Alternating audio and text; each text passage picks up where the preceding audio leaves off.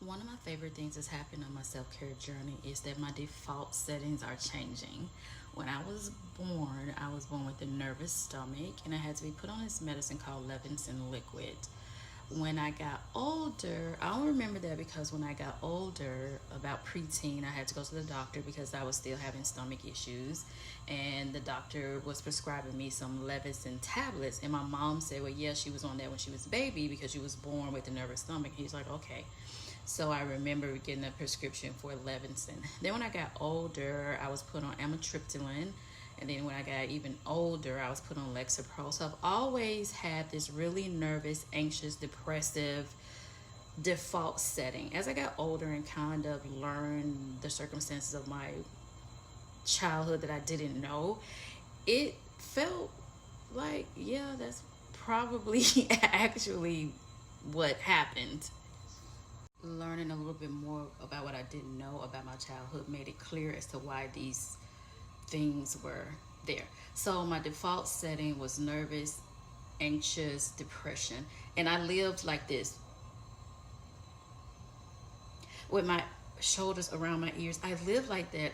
I used to work with a chiropractor in my early teen 20s, like 19, 20-year old. I worked with this chiropractor and she would always come behind me at my desk and just lower my shoulders. And my best friend at the time when I was growing up, her dad would do the same thing. He'd be like, girl, what is on your mind?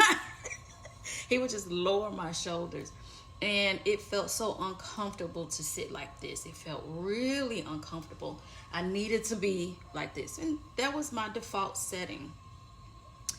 So I'm sitting here and I'm about to journal and I'm realizing that I have a problem that I haven't journaled about. So my car's been down for 2 weeks. I called my nephew and he came over. He helped me out to his capability. And also I didn't know what the true problem was. And so I was like, okay. So I was like, how am I gonna get to work tomorrow though? And so I had told my sister-in-law that I would call my coworker, but I didn't have my coworker's phone number. So I texted my director. I was like, hey, can you give me his phone number? She didn't say it till the next morning at 4. But after I had texted her that night, I thought, let me Teams message him just by chance he checks his Teams or if his Teams chimes and he sees this. And so about 20 minutes later, yeah, he responded. We exchanged phone numbers and he came to pick me up for work the next day. And I was like, hey, I don't know how long my car is gonna be down, but can you do this all week? He was like, yeah, no problem. He had always told me, if you need anything, let me know. And so I needed something, so I let him know. And so he's been taking me back and forth to work all weekend, has been totally fine.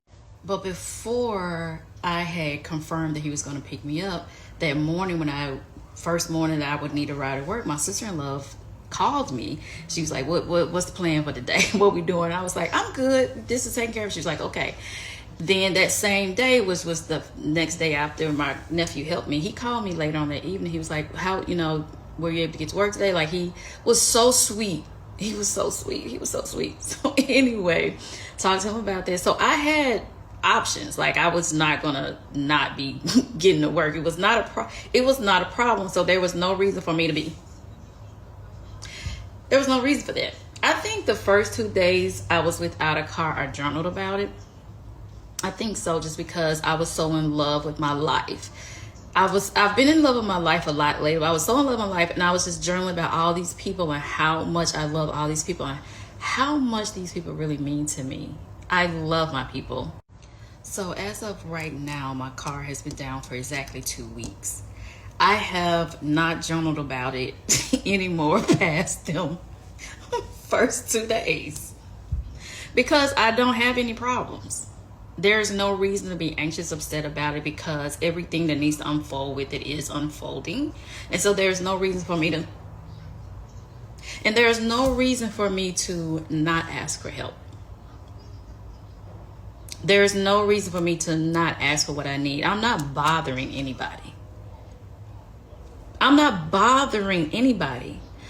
going based on my own thoughts, my own assumptions. I'm going based on conversations. You're not bothering people. I'm not bothering anybody by asking for what I need. I got a call last night asking me to Valentine's. I was like, I don't know if I can do that because I don't know when my car is going to be working. And they were like, I'll pick you up. I'm like, okay, I'll be ready. I don't know if the car gonna be working or not. It don't even really matter. Oh my God, my default settings are changing because one day I decided to care for myself.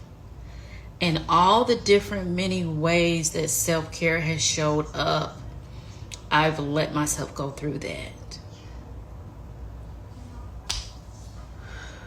To have a problem and not be worried, or to have a problem and not see it as a problem, is the thing that is resetting my nervous system. It is resetting my default setting. I am so grateful for this outrageous self-care journey. So grateful.